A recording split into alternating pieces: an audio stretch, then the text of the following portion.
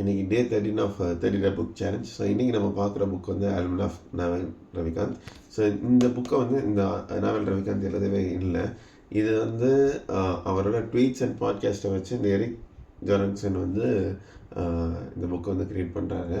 So யார் நாவல் ரவிகாந்த்னா, அவர் ஒரு Delhi born person. அவர் வந்து யூஎஸ்க்கு இமிக்ரேட் ஆகி அங்கே வந்து ஒரு பெரிய ஏஞ்சல் இன்வெஸ்டர் ஆகிறாரு.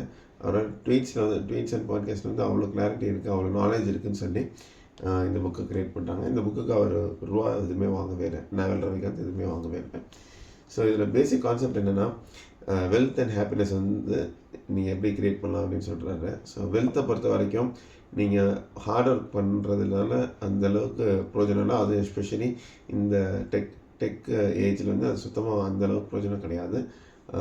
அது தேவை தான், ஆனால் அது மட்டும் தேவை கிடையாது, அது மட்டும் பிரயோஜனம் கிடையாது. நீங்கள் வந்து அசட்ஸை க்ரியேட் பண்ணணும். லைக் ஒரு பிஸ்னஸோ ஒரு வீடியோ, ஸோ இந்த மாதிரி வீடியோஸோ, ஸோ எனி கைண்ட் ஆஃப் அசட்ஸை நீங்கள் தூங்கும் போதுமே உங்களுக்கு வந்து மணி ஏர்ன் பண்ணுற மாதிரியான விஷயங்கள் நீங்கள் செய்யணும். ஸோ உங்கள் டைமை கொடுத்து நீங்கள் வந்து காசு சம்பாதிக்கக்கூடாது, டைமை இன்வெஸ்ட் பண்ணி தான் சம்பாதிக்கணுன்றதை வந்து சொல்கிறாரு. அண்ட் ஹாப்பினஸை பொறுத்த வரைக்கும் அது ஒரு சாய்ஸ் தான். நீங்கள் வந்து ஜெயிச்சதுக்கப்புறம், சக்ஸஸ்ஃபுல்லாக ஆனதுக்கப்புறம் தான் ஹாப்பியாக இருக்கணும்னு நினச்சிங்கன்னா அது வந்து தவிர, அது ஒரு ஸ்கில்லு, அது ஒரு சாய்ஸ் தான். நீங்கள் இப்போ இருக்கிறதோட இப்போ இருக்கும்போதே நீங்கள் ஹாப்பியாக இருக்கணும்னு முடிவு பண்ணிவிட்டு ஹாப்பியாக இருக்கலாம் அப்படின்னு சொல்கிறாரு. ஸோ அவரோட ட்வீட்ஸ் வந்து lots of insights, lots of clarity இருக்குது.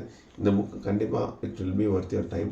ஸோ நீங்கள் வெல்த் ஹாப்பினஸ் வந்து நீங்கள் தேடிட்டுருக்கீங்க அப்படின்னா அதை பற்றி டெஃபினட்டாக இந்த புக்கை நீங்கள் படிங்க. இது ரொம்ப இன்சைட்ஃபுல்லான புக்காக இருக்கும்.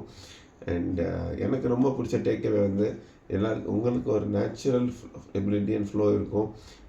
அதை நீங்கள் டேப் பண்ணிங்கன்னா நீங்கள் ரொம்ப ஈஸியாக நீங்கள் வந்து க்ரோ ஆக முடியும் அப்படின்னு சொல்லி சொல்கிறாங்க. See you tomorrow with another nice book.